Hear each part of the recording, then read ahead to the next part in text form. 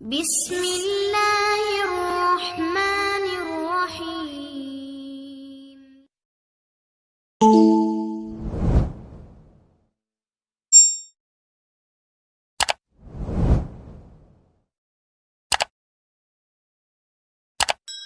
मैं पहली मर्तबा ऐवान में हाज़िर हो रहा हूँ और ये भी इरादा है कि कुछ मौरूज़ात आपकी खिदमत में पेश कर सकूँ। मुझसे पहले जनाब असद कैसर साहब जो बात कर रहे थे, उनका जो मुतालबा था मेरे ख्याल में उनका मुतालबा सही था और जलसा करना उनका हक़ है और मैं उनके इस मुतालबे की हिमायत करता हूँ।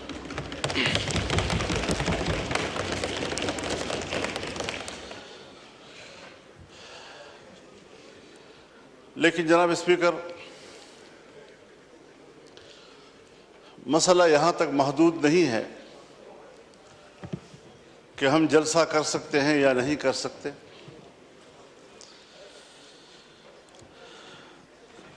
इस बात पर संजीदगी से गौर किया जाए कि हमारा मुल्क आज कहाँ खड़ा है।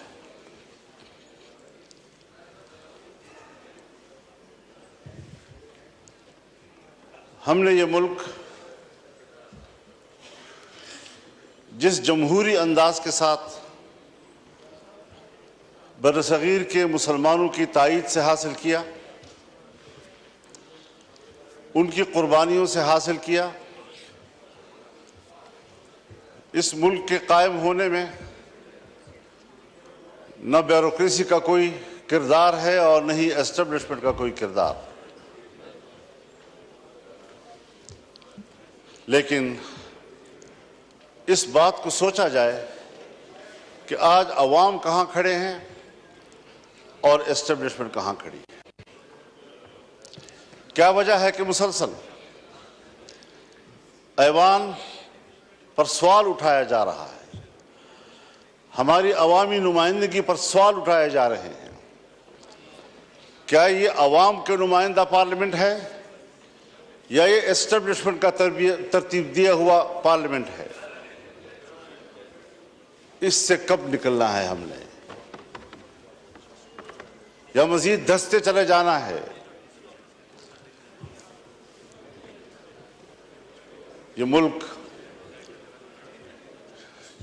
जिसमें हुकूमत महल्लाती साजिशों की बुनियाद पर बनती थी और टूटती थी,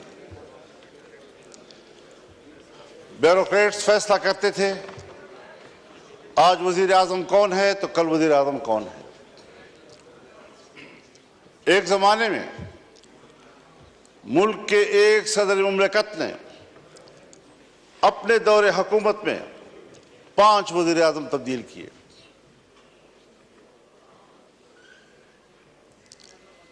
बड़ी मुश्किल के साथ, अवाम की जद्दोजहद के साथ इस मुल्क में आम आदमी को वोट का हक मिला। पार्लिमानी तर्ज हुकूमत पर इत्तेफाक हुआ। इलेक्शन हो गए सन 1970 में, जिसे आज हम बतौर मिसाल पेश करते हैं। लेकिन इंतखाबात को बतौर मिसाल पेश करने के बाद क्या उसके नताइज पर भी हमारी नजर है, जिसके नतीजे में मुल्क दो लख्त हो गया, हम पारा पारा हो गए। कायद आज़म ने जो कौम को मोटो दिया था, इत्तेहाद, तंजीम और यकीन महकम, वो कहाँ रहा? कायद आज़म का पाकिस्तान कहाँ है आज? शायद तारीख उसके हक़ाइक़ से पर आएगा। तारीख माफ नहीं करती किसी को। थोपा गया सियासतदानों पर और किरदार जनरल आगा यहया खान था। हुकूमत को चलने ही नहीं दिया गया। फिर माशाल्लाह फिर हम कुछ संभले तो फिर माशाल्लाह सोचना यह है कि एस्टेब्लिशमेंट हमें जो नताइज मुरत्तब करके दे, जिनको यहां पर बैठने के लिए फहरिस्त में नाम शामिल करे, उस पर कब तक आप समझौते करते रहेंगे? कब तक हम ये सोचते रहेंगे, भीख मांगते रहेंगे उनके दरवाजों पर बैठकर? और जो इलेक्शन हुए हैं, हमें तो 2018 के इलेक्शन पर भी एतराज था, आपको भी एतराज था, पीपल्स पार्टी को भी एतराज था, मुस्लिम लीग नून को भी एतराज था, मेरे बुजुर्ग बैठे हैं उनको भी एतराज था।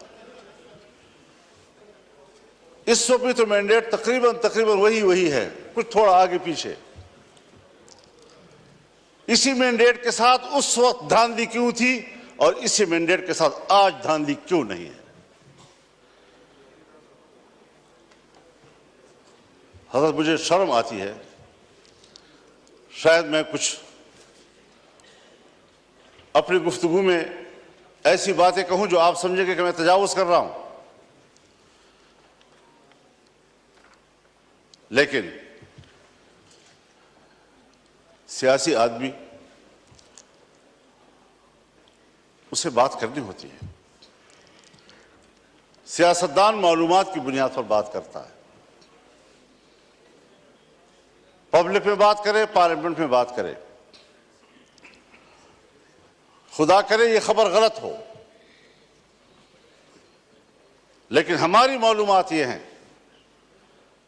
कि इस बार तो बाकायदा असेंबलियां बेची गई हैं और असेंबलियां खरीदी गई हैं। कौन इन असेंबलियों को और इन ऐवानों को अवाम का नुमाइंदा पार्लियामेंट कहेगा? किस तरह हमारा ज़मीर मुतमईन है यहां पर बैठने में?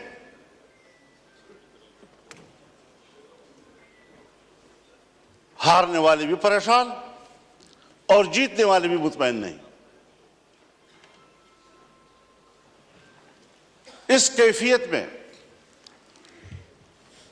हुकूमत में बैठी हुई जमातें,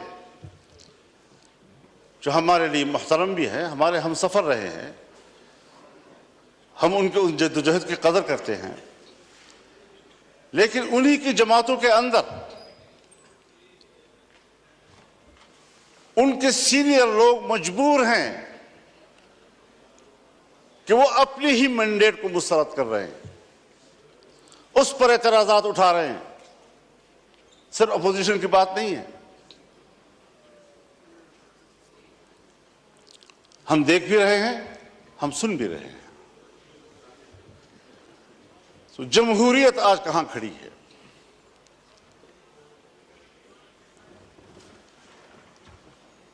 ये सिर्फ इसलिए हम यहां कमजोर बैठे हुए हैं कि हमने हर मरहले पर कंप्रोमाइज किया है,